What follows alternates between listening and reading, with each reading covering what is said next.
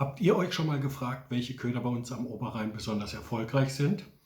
Ich habe in den letzten Tagen fast 300 Hechtfänge aus 2 Jahren ausgewertet und bin zu erstaunlichen Ergebnissen gekommen. Wenn euch das interessiert, hier ist meine Top 5.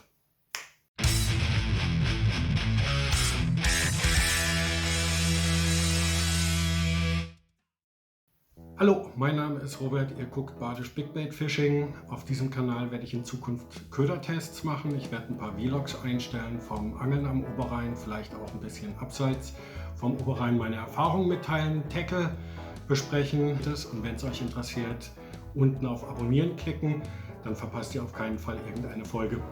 So, jetzt komme ich dazu, meine Top 5 der erfolgreichsten Köder der letzten 2 Jahre zu präsentieren. Ich habe vor 2 Jahren angefangen und habe ein Fangbuch geführt.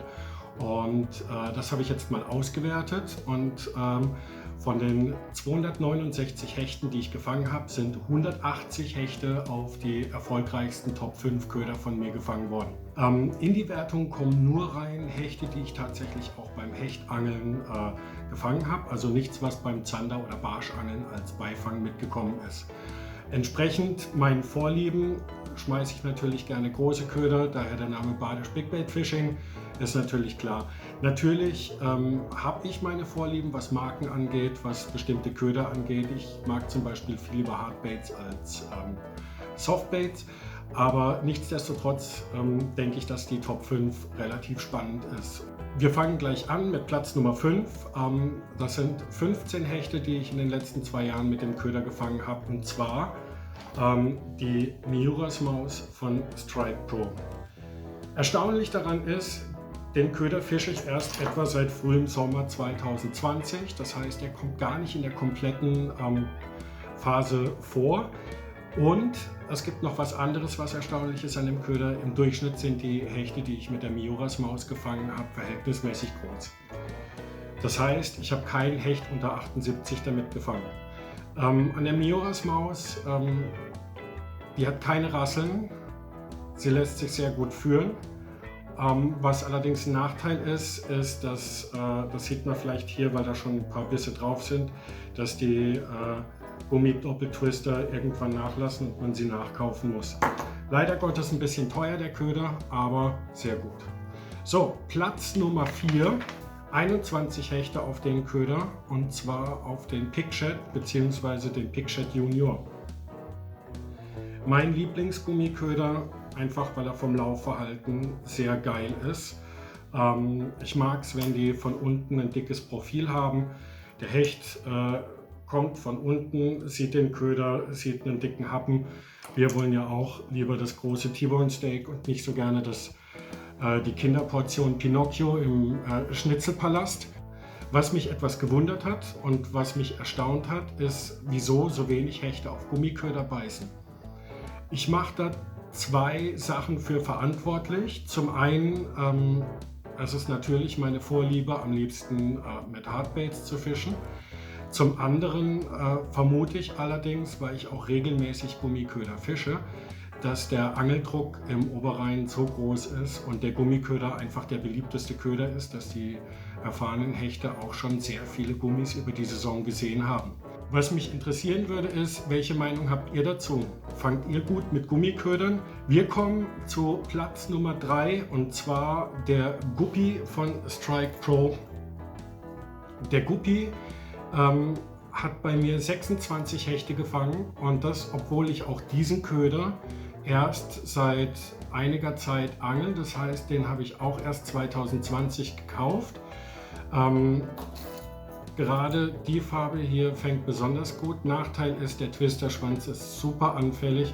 Ich habe hier hinten mal als Ersatz, weil ich nichts zur Hand hatte, einen Real Eel von Savage Gear dran gebaut. Auch das ist schon der zweite davon, aber sehr fängig. So, und schon kommen wir zu Platz Nummer 2. Platz Nummer 2 ist bei mir die Savage Gear Line Through Trout.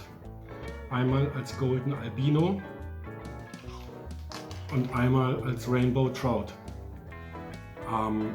Mit der Line Through Trout habe ich insgesamt 47 Hechte in 2 Jahren gefangen.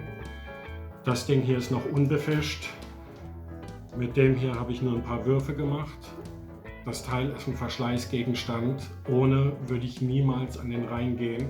Es gibt Tage, da fangt ihr mit keinem Köder und dann muss es entweder der Golden Albino sein oder die Rainbow Trout. Beides funktioniert selten gleichzeitig, aber dann ist das die absolute Macht. Also ich habe Angeltage gehabt mit 4, 5 Hechten innerhalb von einer halben Stunde auf die Line Through Trout. Also Platz Nummer 2, 47 Hechte, Savage Gear Line Through Trout. So, und bevor wir jetzt zu Platz Nummer 1 kommen, will ich gerade noch die Top 10 vervollständigen. Auf Platz Nummer 6 mit 12 Hechten ist Swadzonka McRubber bzw. McRubber Tail. Gerade im Winter ist der McRubber Tail unschlagbar. Man kann ihn so langsam führen. Die leichte Wobbelbewegung, die der Kopf macht, Wahnsinn. Platz Nummer 7 ist die 3D Line Through Roach von Savage Gear. Ist auch immer eine Macht, auch immer eine Alternative, sollte in jeder Angelbox drin sein. Platz Nummer 8, Savage Gear Spinnerbait Da Bush. Wenn gar nichts geht, das Ding macht Unterwasser-Radau und ist immer ein Happen. Ich fische ihn persönlich gar nicht so gerne, weil Spinnerbaits das Problem haben, dass die Bissverwertung etwas schwierig ist. Platz Nummer 9, hier sind wir immer noch mit 7 Hechten dabei, ist der Salmo Slider in 12 cm. Der Salmo Slider funktioniert genau dann, wenn Jerkbaits ohne Rasseln gefragt sind. Und Platz Nummer 10 mit 5 Hechten ist Headbanger von Headbanger Lures. Ein krasses Laufverhalten, den habe ich nur ganz wenig fischen können, weil ich ihn mir erst Ende 2020 zugelegt habe. So, jetzt kommen wir zu Platz Nummer 1 und zwar ungeschlagen an der Spitze für mich Buster Jerk von Strike Pro. Der Buster Jerk macht Lärm und lässt sich in den Altrheingewässern zwischen den Buhnen oberflächennah exzellent fischen. Allerdings gibt es jetzt auch eine Möglichkeit, den sehr tief zu fischen, also auf 5, 6, 7 Metern Tiefe. Dazu habe ich mir eine Montage entwickelt, die das kann. Die werde ich in einem anderen Video mal vorstellen. Also dran denken, abonnieren, dann verpasst ihr auch das Video nicht. Der Buster Jerk ist deshalb der absolute Kracher, weil er sowohl die Wahnsinnsfarbauswahl bietet, als dass er auch leicht zu führen ist. Er kann schnell, langsam geführt werden, tief, flach geführt werden. Ich kann ihn wunderbar übers Kraut drüber fischen in der Shallow-Version und mit dem Buster Jerk rasiert halt einfach alles. Das waren meine Top 5 der erfolgreichsten Köder der letzten 2 Jahre. Mich würde jetzt noch interessieren, was ist eure Top 5 oder was haltet ihr von den Ködern, die bei mir in der Top 5 vorkommen? Lasst mir dazu eine Nachricht in den Kommentaren zukommen und dann können wir gerne drüber diskutieren. Bis dahin und bis demnächst. Ciao!